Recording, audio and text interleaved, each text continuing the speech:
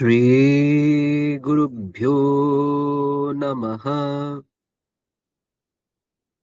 हरिः ओम्। सहना भवतु, सहनौ भुनक्तु, सह वीर्यङ्करवावहै, तेजस्विनावधीतमस्तु मा विद्विषावहै।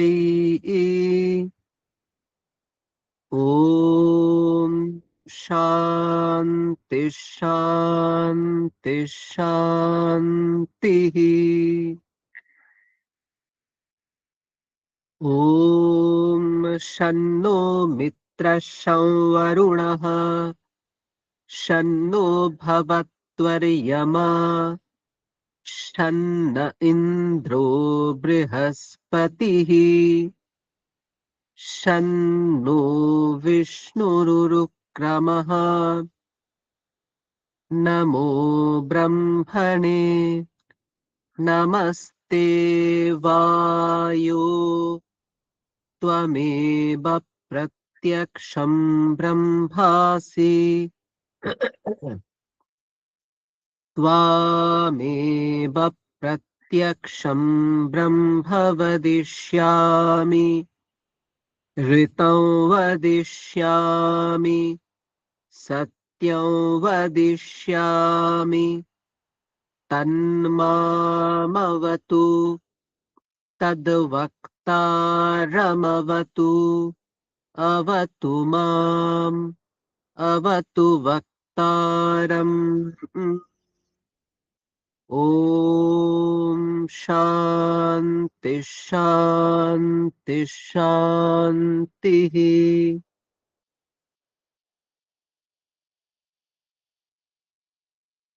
ॐ भद्रं कर्णेभिः शृणुयाम देवाः भद्रं पश्येमाक्षभिर्यजत्राः स्थिरैरङ्गैस्तुष्टुवागंसस्तनूभिः व्यशेम देवहितं यदायुः। स्वस्ति न इन्द्रो वृद्धश्रवाः स्वस्ति नः पूषा विश्ववेदाः स्वस्ति नस्तार्क्ष्यो अरिष्टनेमिः स्वस्ति नो बृहस्पतिर्दधातु। ॐ शान्ति शान्ति शान्तिः। ॐ यश्छन्दसां वृषभो विश्वरूपः छन्दोभ्योऽध्यमृतात् सम्बभूव समेन्द्रो मेधया आस्पृणोतु। अमृतस्य देवधारणो भूयासं शरीरं मे विचर्षणम् जिह्वा मे मधुमत्तमा कर्णाभ्यां भूरिविश्रुवम् ब्रह्मणः कोशोऽसि मेधया पिहितः श्रुतं मे गोपाय। ॐ शान्ति शान्ति शान्तिः। ॐ मधुवातार्तायते मधुक्षरन्ति सिन्धवः माध्वीर्नः सन्तोषधीः मधुनक्तमुतोषसि मधुमत्पार्थिवगं रजः मधुद्योरस्तु नः पिता मधुमान्नो वनस्पतिर्मधुमागम् अस्तु सूर्यः माध्वीर्गावो भवन्तु नः ॐ शान्ति शान्ति शान्तिः ॐ पूर्णमदः पूर्णमिदं पूर्णात् पूर्णमुदच्यते पूर्णस्य पूर्णमादाय पूर्णमेवावशिष्यते ॐ शान्ति शान्ति शान्तिः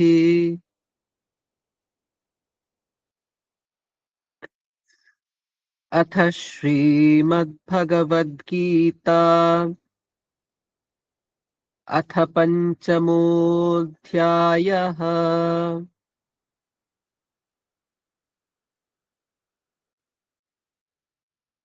अर्जुन उवाच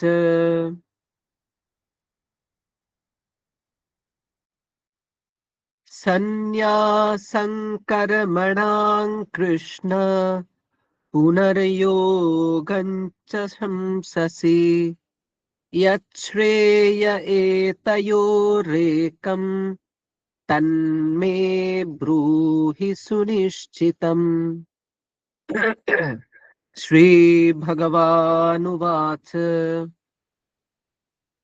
सन्न्यासः कर्मयोगश्च निःश्रेयसकरावुभौ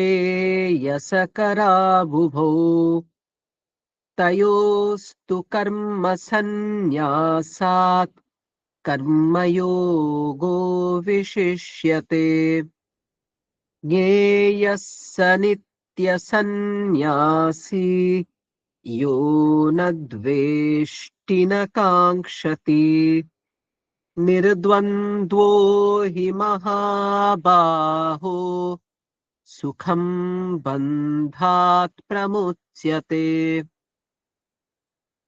साङ्ख्ययोगौ पृथग् बालाः प्रवदन्ति न पण्डिताः एकमप्यास्थितः सम्यग् उभयोर्विन्दते फलम् यत्साङ्ख्यैः प्राप्यते स्थानम् तद्योगैरपि गम्यते एकं साङ्ख्यं च योगं च यः पश्यति स पश्यति सन्न्यासस्तु महाबाहो दुःखमाप्तुमयो योगयुक्तो मुनिर्ब्रह्मा न चिरेणाधिगच्छति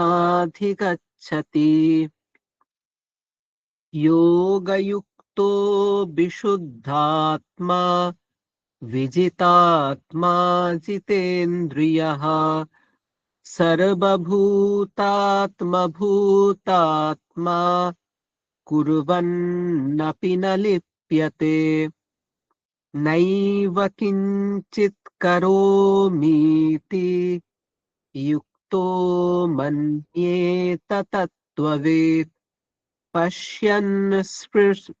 पश्यन् शृण्वन् स्पृशन् जिघ्रन् अश्नन् गच्छन् स्वपन् श्वसन् प्रलपन् विसृजन् गृह्णन् उन्मिषन् निमिषन्नपि इन्द्रियाणीन्द्रियार्थेषु वर्तन्त इति धारयन् ब्रह्मण्याधाय कर्माणि सङ्गं त्यक्त्वा करोति यः लिप्यते न स पापेन पद्मपत्रमिवाम्भसा कायेन मनसा बुद्ध्या केवलैरिन्द्रियैरपि योगिनः कर्म कुर्वन्ति सङ्गं त्यक्त्वात्मशुद्धये युक्तः कर्मफलं त्यक्त्वा शान्तिमाप्नोति नैष्ठिकीम् अयुक्तः कामकारेण फले सक्तो निबध्यते सर्वकर्माणि मनसा सन्न्यस्यास्ते सुखं वशी नवद्वारे पुरे देहि नैव कुर्वन्न कारयन् न कर्तृत्वं न कर्माणि लोकस्य सृजति प्रभुः न कर्मफलसंयोगं स्वभावस्तु प्रवर्तते नादत्ते कस्यचित् पापं न चैव सुकृतं विभुः अज्ञानेनावृतं ज्ञानं तेन मुह्यन्ति जन्तवः।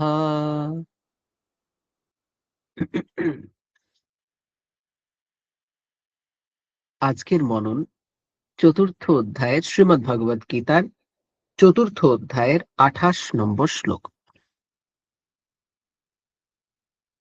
দ্রব্যয়জ্ঞাস্তপোযজ্ঞা योगयज्ञास्तथा परे स्वाध्यायज्ञानयज्ञाश्च यतयः संशितव्रताः। আবার পড়ছি। দ্রব্যয়জ্ঞাস্তপোযজ্ঞা योगयज्ञास्तथा परे स्वाध्यायज्ञानयज्ञाश्च यतयः संशितव्रताः।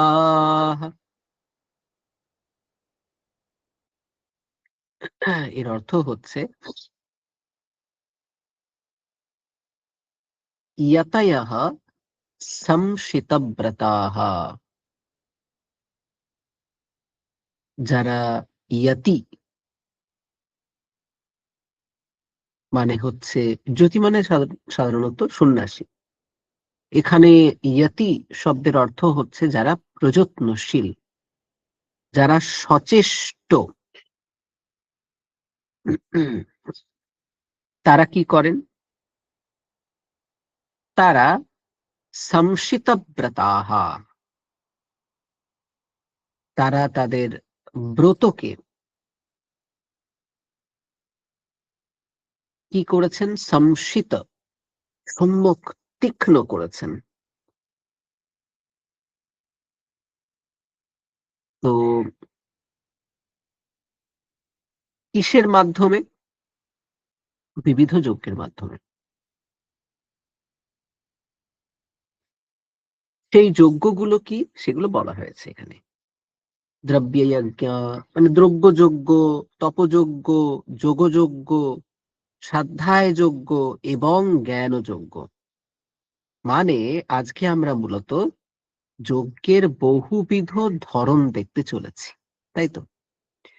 যে অনেক ধরনের যজ্ঞ হয়, ঠিক আছে? সেই যজ্ঞের ধরনগুলো আজকে আমরা জানতে পারবো এবং আমরা অবশ্যই শাঙ্কর ভাষ্য, শঙ্করাচার্যের যে ভাষ্য আছে সেটা ধরে ধরে বোঝার চেষ্টা করব যে এই যজ্ঞগুলো আদতে কি এবং এরা আমাদের জীবনে কিরকম প্রভাব রাখে। তো এই যজ্ঞের আলোচনা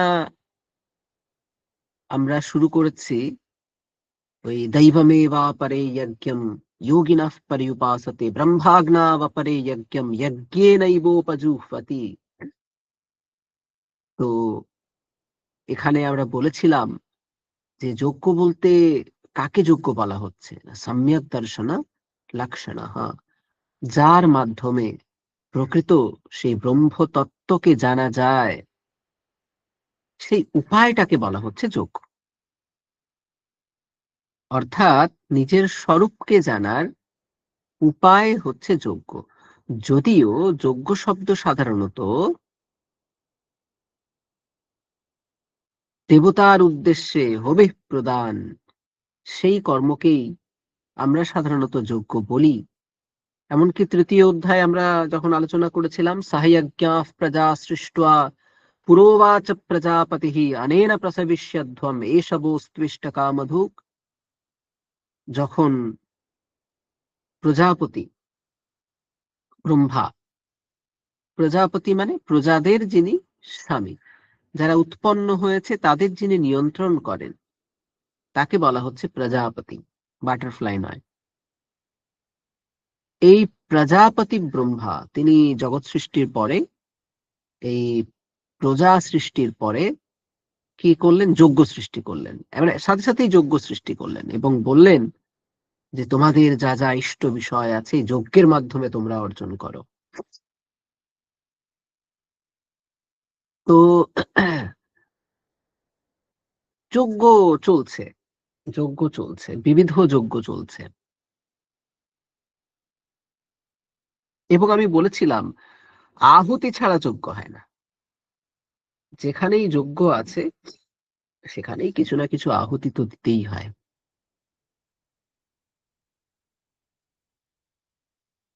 তো এখানে আমরা মূলত সেই আত্ম দর্শনের জন্য, আত্মতত্ত্ব অনুভব করার জন্য, সাক্ষাৎকার করার জন্য বহুবিধ যজ্ঞ বহু মানুষেরা অনুষ্ঠান করে থাকেন। সেই যজ্ঞগুলো সম্পর্কে একটু শুনবো আজকে। প্রথমে কি বলা হচ্ছে? দ্রব্যযজ্ঞ, দ্রব্যযজ্ঞ। দ্রব্যযজ্ঞাः तीर्थेषु द्रव्य विनियोगं यज्ञबुद्ध्या कुर्वन्ति ये ते द्रव्ययज्ञाः।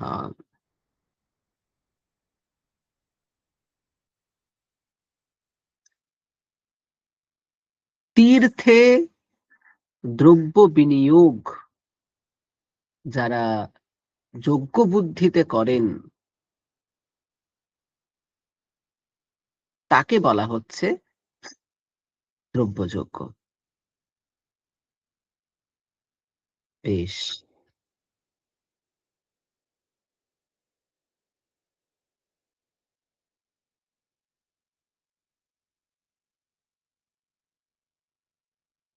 এখানে আমরা আরেকটু ডিপ ডাইভ করব। তার কারণ এখানে যে বলা হয়েছে যে তীর্থে দ্রব্য ত্যাগ যারা করেন, এখানে তীর্থ বলতে কি বোঝানো হয়েছে আর সেখানে দ্রব্য ত্যাগ কিরকম হয়? তো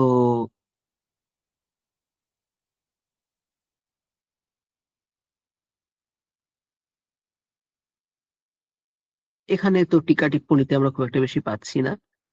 সুতরাং মোটামুটি এইভাবে অর্থটা ধরতে পারেন যে আহ এখানে যে যজ্ঞ আমরা সাধারণত শুনে অভ্যস্ত, সেই যজ্ঞের কথা বলা হচ্ছে না।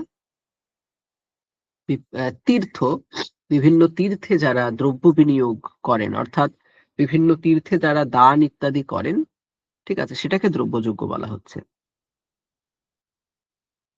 এবং সেটাকে এই যজ্ঞের মতো করে ভেবে যারা করেন। তীর্থেষু দ্রব্য বিনিয়োগম যজ্ঞ বুদ্ধিয়া কুর্বন্তি, সেটা হচ্ছে দ্রব্যযজ্ঞ। মানে এখানে সাধারণত আমরা যজ্ঞ কেমন দেখি, যে কোনো দেবতার উদ্দেশ্যে আহুতি দেওয়া হচ্ছে, সেইটা কিন্তু এখানে বলা হচ্ছে না। এখানে তীর্থে দ্রব্য বিনিয়োগকে দ্রব্যযজ্ঞ বলা হচ্ছে। তীর্থে দ্রব্য বিনিয়োগ মানে কি? কোনো তীর্থে গেলে, তীর্থস্থানে গেলে যে দান করা হয় তাকে দ্রব্যযজ্ঞ বলা হচ্ছে। তপোযজ্ঞাঃ বলা হচ্ছে, তপোযজ্ঞ কাকে বলা হচ্ছে না? তপস্যাই হচ্ছে যজ্ঞ যাদের, সেই তপস্বীরা হলো তপোযজ্ঞ।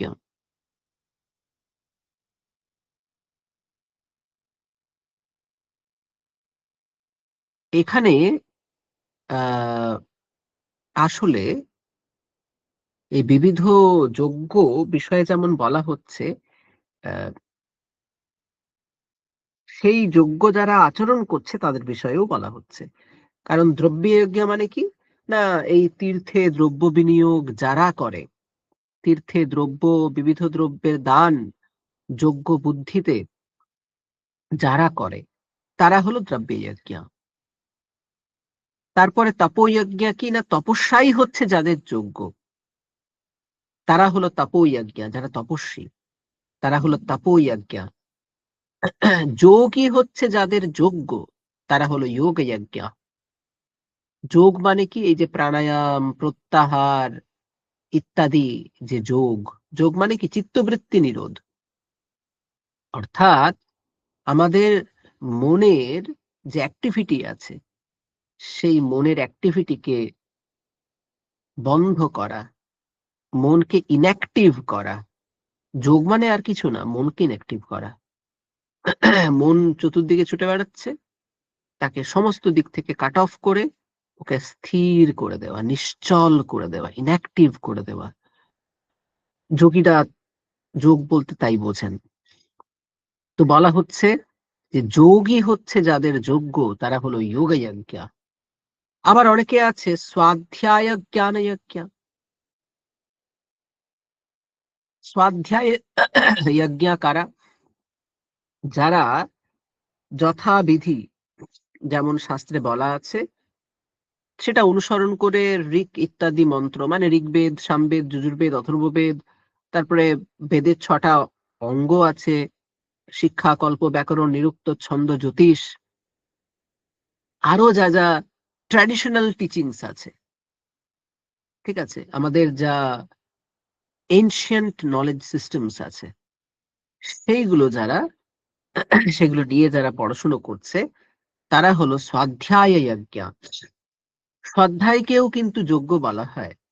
স্বাধ্যায় মানে হচ্ছে স্বশাখাধ্যায়নম, নিজের নিজের যে বেদ শাখায়, আগে এক একটা ফ্যামিলি এক একটা বেদের শাখাকে ধারণ করত।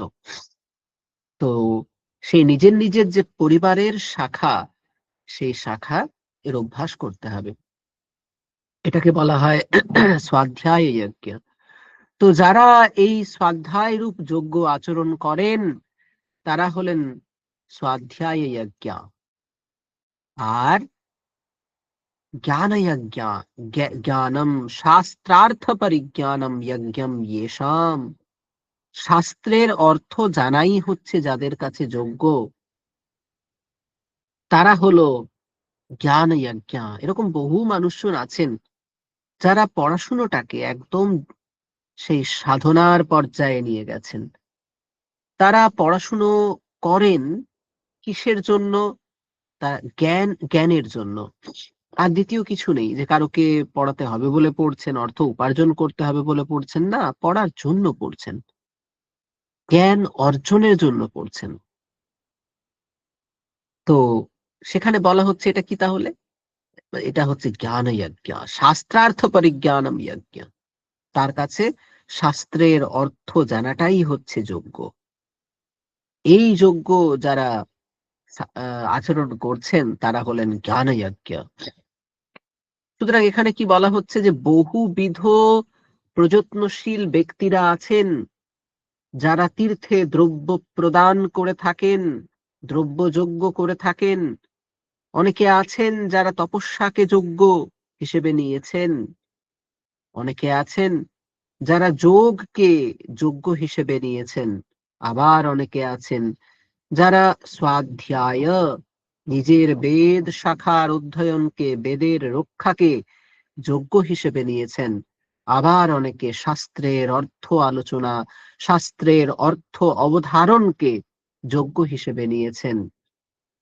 এই রকম বিবিধ যজ্ঞ আচরণকারী ব্যক্তিগণ তারা তাদের ব্রতকে তীক্ষ্ণ করেছে। ব্রতকে তীক্ষ্ণ করেছে, তার মানেটা কি?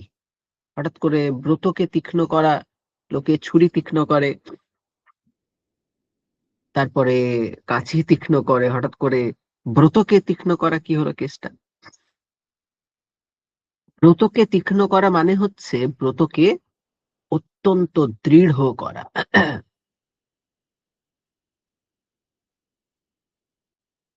অর্থাৎ আনন্দগিরি এখানে টিকাতে বলছেন, ব্রতানাম তীক্ষ্ণীকরণম অতি দৃঢ়ত্বম। ব্রত কি জিনিস? সে অমুক কর্মে ব্রতী। ব্রত মানে হচ্ছে আমরা যেগুলো অর্জন করার জন্য সংকল্প করি, ঠিক আছে? অনেকে বলে জগতের কল্যাণই আমার ব্রত, মোক্ষ লাভ করাই আমার ব্রত। ব্রত মানে সংকল্প। তো শুধু তো সংকল্প করলেই হয় না, ব্রত করলেই হয় না, সেই পথে এগিয়েও যেতে হয়। তো যারা প্রযত্নশীল, যারা নিজের স্বরূপ জানাকে ব্রত হিসেবে গ্রহণ করেছেন, তারা এই সকল যজ্ঞের মাধ্যমে কি করেন? তাদের ব্রতকে আরো দৃঢ় করেন। তাদের যে সংকল্পকে, সেই সংকল্পকে আরো দৃঢ় করেন। সেই সংকল্পিত বিষয়ের দিকে যেন আরো ধীরে ধীরে এগিয়ে যান। দেখুন, আমার শুধু তো জিনিস চাইলে হবে না, তার জন্য নেসেসারি অ্যাক্টিভিটি দরকার। ধরুন আপনি ঠিক করলেন আপনি সম্পূর্ণ শ্রীমদ্ ভগবত গীতা পড়বেন, আপনি সংকল্প করলেন, কিন্তু কোনো অ্যাক্টিভিটি করলেন না, তাহলে কি পড়া হয়ে যাবে?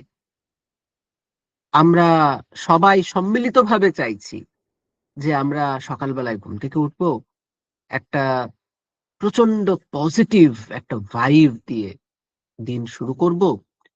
আমরা প্রত্যেক দিন হাজার কাজের ব্যস্ততা থাকলেও একটা সময় তো রাখবো যেখানে এই ওয়ার্ল্ডলি যে হেক্টিক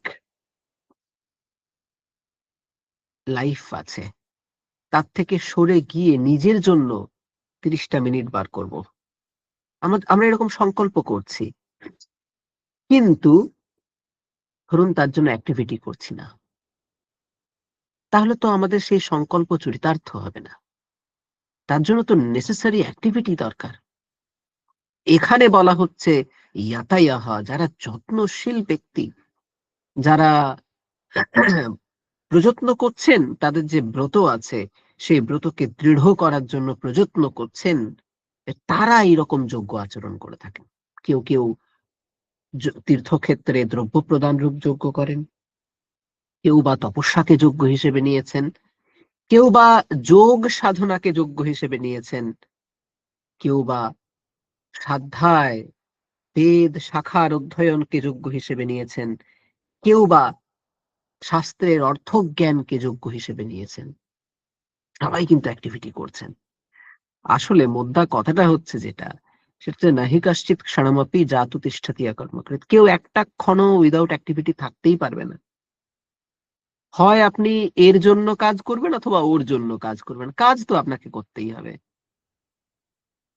তো সুতরাং যদি আমাদের অ্যাক্টিভিটি করতেই হয়, তাহলে এটা কি ওয়াইজ নয় যে আমাদের যেটা লক্ষ্য আছে সেই লক্ষ্যের সাথে যেটা টিউন করে সেরকম অ্যাক্টিভিটি আমরা করি? ভেবে দেখুন, আপনারা সবাই পরিবার প্রতিপালন করছেন বা আগামী দিনে করবেন, তাহলে পরিবার প্রতিপালনের জন্য, ফ্যামিলি সিকিউরিটির জন্য আমাদের অর্থ দরকার। হ্যাঁ, আমাদের আহ সামাজিক সম্পর্ক দরকার। আমরা ভাবি আমাদের বাবা কাকারা এরা তো আহ, কাজ করে এসে ঘরে বসতে পারতো, কেন একটু ঘুরে বেড়ায়। আসলে সোশ্যাল বন্ড তৈরি করতে হয়, সোশ্যাল সিকিউরিটি দরকার, ঠিক আছে? তো বিষয় হচ্ছে যে আমরা যারা পরিবার প্রতিপালন করছি বা আগামী দিনে করব, আমাদের সেই আহ, জন্য অনেক কাজ করতে হয়। ঠিক আছে, এইবারে যেটা বলার যে যদি আমার এটাই ব্রত হয়ে থাকে যে আমি আমার পরিবারকে খুব ভালো করে রাখবো, তাহলে আমার যত অ্যাক্টিভিটি আছে আমি তার সাথে টিউন করব, যাতে আরো অর্থ উপার্জন হয় তার জন্য চেষ্টা করব, যাতে আমার পরিবার আরো একটু ভালো থাকতে পারে তার জন্য বাড়ি ঘরদোর পরিষ্কার রাখা, বা যে ধরনের চেঞ্জেস করা উচিত, যেমন ধরুন যারা বাবা মা তারা ঠিক করলো যে আমরা স্ক্রিন টাইম, টিভি বা মোবাইলে সময় বেশি দেব না, বাচ্চারা যাতে সেটা দেখে ডেভিয়েটেড না হয়, সেটা দেখে অন্য শিক্ষা না গ্রহণ করে। ঠিক আছে, বা তারা যাতে অফলাইন লাইফটাকে অনেক বেশি এনজয় করতে পারে, তার জন্য আমরা অনেক অ্যাক্টিভিটি করব।